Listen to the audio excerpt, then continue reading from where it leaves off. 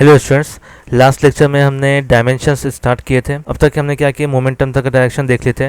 Next है work का जो फॉर्मूला होता है force into displacement into cos theta. तो याद रखिए हमेशा जब भी कांस्टेंट आएगा, ये कांस्टेंट जब भी होगा तो इसका डायमेंशन जीरो होगा। ठीक है, यानी cos theta, for example cos theta की वैल्यू कुछ ना कुछ आएगी, वो एक कांस्टेंट होगी।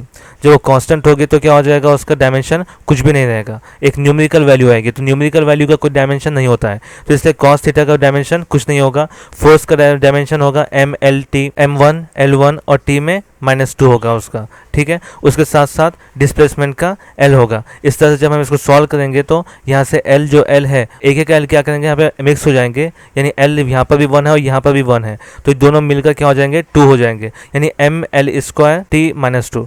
तो इस तरह से बनेगा। तो याद रखिए जब भी क्या होता है, किसी क्वांटिटी का यूनिट सेम होता है तो उसका डायमेंशन भी सेम ही होगा, यानी ये जो डायमेंशन होगा वो भी 100% सेम ही होगा। देखिए यहाँ पर देखिए एनर्जी का जो यूनिट होता है जूल में ही होता है, वर्क भी होता है वो जूल में होता है, तो उसका डायमेंशन क्या हो हम डायरेक्टली सेम लिख सकते हैं। इस तरह से देखिए पावर है वर्क डिवाइडेड बाय टाइम, तो वर्क हमारे पास पता है डायमेंशन कितना है उसका, और टाइम का टी। इस तरह से हम इसको सॉल्व करेंगे तो टी है, टी का वैल्यू 1 है, तो ऊपर जाके -1 हो जाएगा और यहाँ पे बन जाएगा T⁻⁻3। इस तरह से ये डायमेंशन होगा उसका। यहाँ पे काइनेटिक एनर्जी, यहाँ पे देखिए जब ये एनर्जी की बात आती है तो हर एक एनर्जी का डायमेंशन सेम होगा। यानी यहाँ पे काइनेटिक एनर्जी है 1/2 mv², तो m×L/2 whole square ML² T⁻², इस तरह से। और अगर आप यहाँ पे पोटेंशियल एनर्जी देखें तो भी वो होगा, कैपेसिटेंस की कोई एनर्जी देखें वो भी सेम होगा। यानी जितने भी एनर्जी होंगे, एनर्जी के अलग अलग टाइप होते हैं, तो जितने भी एनर्जी के अलग अलग टाइप्स होंगे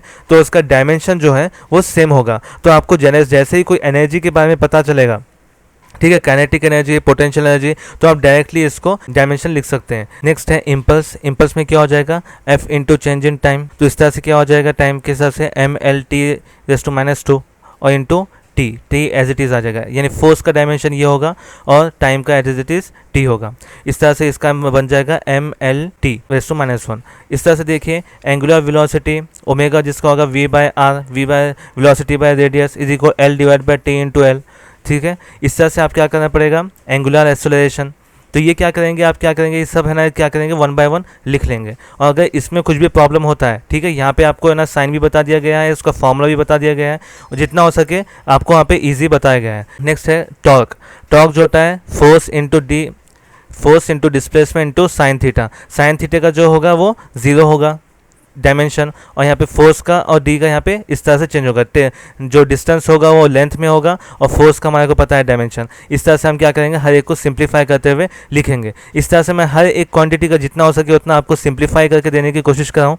यहाँ पर आप 1 by 1 पूरा लिख लीजिए। अगर इसमें कुछ प्रॉब्लम होता है तो आप मुझे बताइए। ओके, चलिए इसके आगे के देखते हैं। डायमेंशन ऑफ सम कांस्टेंट, यानी यहाँ पे कुछ डायमेंशन है जिसके जो कांस्टेंट है उनके कुछ डायमेंशन है। तो यहाँ पर देखिए एक बात ध्यान रखिए कि जब भी है ना, हर एक का डायमेंशन 0 होता है, यानी M0 L0 T0। ठीक है, यहाँ पे हर एक का डायमेंशन 0 है, तो उसको हम बोलेंगे डायमेंशन लेस क्वांटिटी। ठीक है, डायमेंशन लेस क्वांटिटी होगी वो, यानी इसका डायमेंशन कुछ भी नहीं होगा, यानी वो होगी डायमेंशन लेस क्वांटिटी। तो आप उसको लिख सकते हैं कि ये डायमेंशन लेस है बोलकर।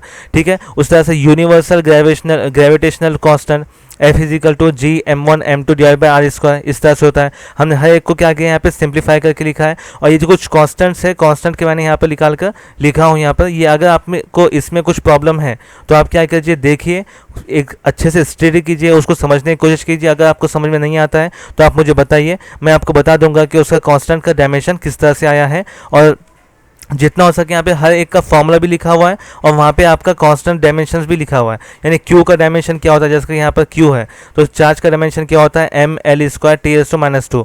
ठीक है, इस तरह से होता है। और change N into change in time का मोल इंटू K, टेम्परेचर का K हो केल्विन होता है। अब देखिए यहाँ पर एक बात और ध्यान रखिए कि अब यहाँ पे हमने खाली MLT के फॉर्म में देखे थे, यहाँ पे देखिए केल्विन भी आ चुका है। तो जहाँ पर भी जो चीज़ें आएंगी, जैसे कि मोल आया है, केल्विन आया है, तो आप वहाँ पे ऐड करेंगे, जैसे कि MLT, उसके बाद मोल भी लिखेंगे, उसके बाद केल्विन भी लिखेंगे। यानी मास में कितना उसका डायमेंशन है, उसका लेंथ में कितना डायमेंशन है, टाइम में कितना डायमेंशन है, मोल में, उसके बाद केल्विन में, केल्विन मतलब टेम्परेचर में। इस तरह से आपका हर एक का टेम्परेचर अलग अलग आपको लिखना पड़ेगा। अब यहाँ पे देखिए कि बोल्ट्जमैन का कांस्टेंट में क्या होगा, देखिए P V is equal to K T इसका फॉर्मूला होता है, हमको कांस्टेंट का वैल्यू निकालना है, K is equal to P V divide by T होता है। इस तरह से एम एल या जो प्रेशर जो होगा आपका p जो होगा उसका m होगा और वेलोसिटी का आपका एल टी स्क्वायर, यानी इस तरह से एम एल टी रेस्टो -2 होगा।